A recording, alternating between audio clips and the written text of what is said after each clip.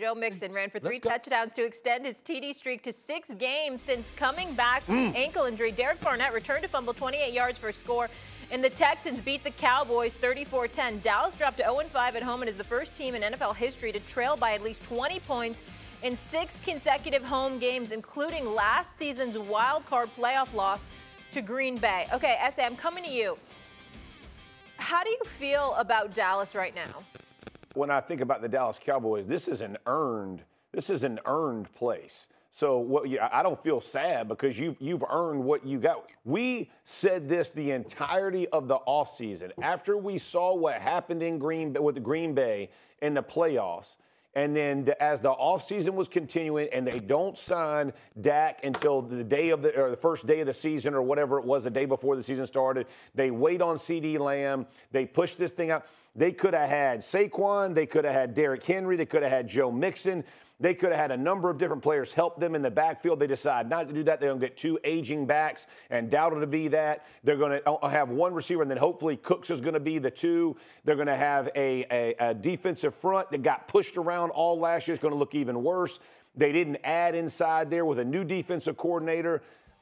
This was expected. The only one who got surprised by this, y'all, was Jerry Jones. And I understand what you're saying, Stephen A., about you feel bad. You don't feel bad because you could have fixed it. You could have had $20-some-odd million of cap space walking in the season and built this team. This team was not that far away. They look much further away now because of how bad they played defensively early in the season, and they start taking these beatings, and then Dak gets hurt. This season's over. I mean, we said that when Dak got hurt. No one thought Cooper Rush was going to come in and this thing was going to turn around. I don't feel sorry. As a matter of fact, I'm about to have a parade. As a matter of fact, I downright love it. Because all they do is run their mouth, and it starts with their owner. He tells you what a great job he's done putting this roster together. All these guys talk about, we're going to have a historic defense. And Mike McCarthy, we've been 12-5 the last 3 years. Last year ain't got nothing to do with this year. It's like playing poker. The last hand has nothing to do with this hand. This is a total set of cards, new cards. All they do is talk and yap, and we have to cover them because they're box office, because they're the Dallas Cowboys. They're the most visible sports team in all of pro sports. But they deserve this. They got what you said it best, Saturday. They've earned this because of what they did. If you do what you've always done, you'll get what you've always gotten. They couldn't stop the run last year.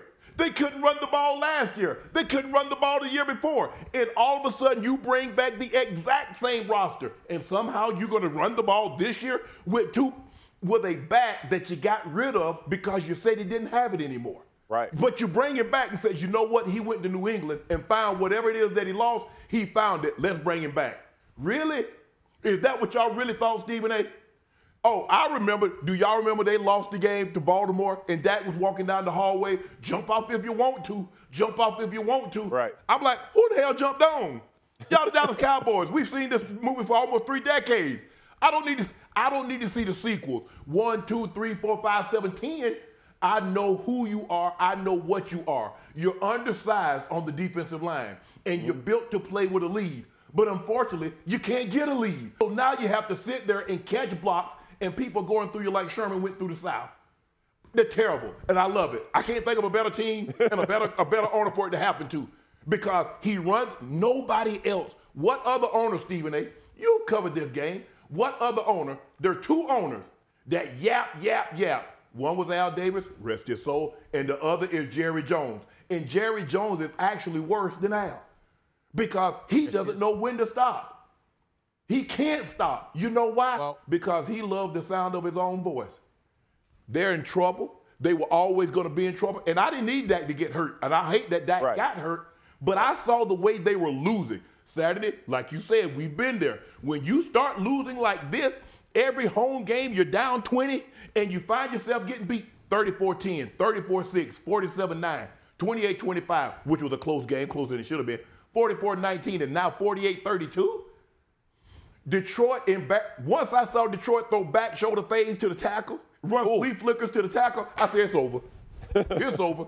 Next thing, the only thing I wanted to see was some little people get out of a small car Saturday because this was a circus. Should Josh Allen be the MVP frontrunner? I still have Lamar. I understand that he really struggled, and he struggled playing against the Steelers, and Josh Allen had a signature win against the Kansas City Chiefs and marked by that 26-yard touchdown run. But as remarkable as that run was, that really gave them the margin of victory. I think Lamar Jackson has equally had some impressive plays. And when you look at Lamar's numbers, he's second in passing yards. I think he's second in touchdown passes. He only has 3 interceptions. Now, it's going to be very, very interesting to see Molly and Stephen A. got where their records, how close, how comparable their records are. Because if I'm not mistaken, I think Baltimore has beaten Buffalo head-to-head. But Josh is playing extremely well. And I think what Josh did, betting sites have put Josh in the lead now and put Lamar at second, where Lamar had been leading for an extended period of time. I think it's going to be close, but on my ballot, I would have Lamar Jackson still number 1 based on what he's done. You're wrong, but it's okay. I understand where you're coming from, Jay. I get you. You know that purple blood that's oozing in you. You know, Baltimore Ravens and all of that stuff. Ain't no way in hell Lamar Jackson is ahead of Josh Allen for league MVP honors right now. First of all, he's got 4 losses on the season. Secondly, two were the last place teams, okay, in Las Vegas and Cleveland. Okay. Thirdly, when he played up against Josh Allen, and you point out how Josh Allen and the Buffalo Bills lost to the Baltimore Ravens, I will remind you that his play comparable to Josh Allen was relatively equal, whereas it was Derrick Henry that ran for 199 yards in that particular game, okay? That wasn't about Lamar Jackson. That was about Derrick Henry, that particular game. I just think the way you consider that Stephon Diggs is gone, that Gabe Davis is gone, the level of expectations that were absent for the Buffalo Bills because of what their losses incurred and how we expected Miami and the New York Jets to elevate in the AFC East. Yet to see Buffalo playing the way that they've been playing, to see Josh Allen, who's finished in the top 5 in league MVP voting 3 of the last 4 years, to be continuing to play the way that he's been playing, to elevate his level of play, actually, to cut down on the interceptions, etc. And Buffalo is 9-2 and in a race for the number 1 seed in the AFC. Yeah. He's the league candidate for the MVP right now over Lamar Jackson.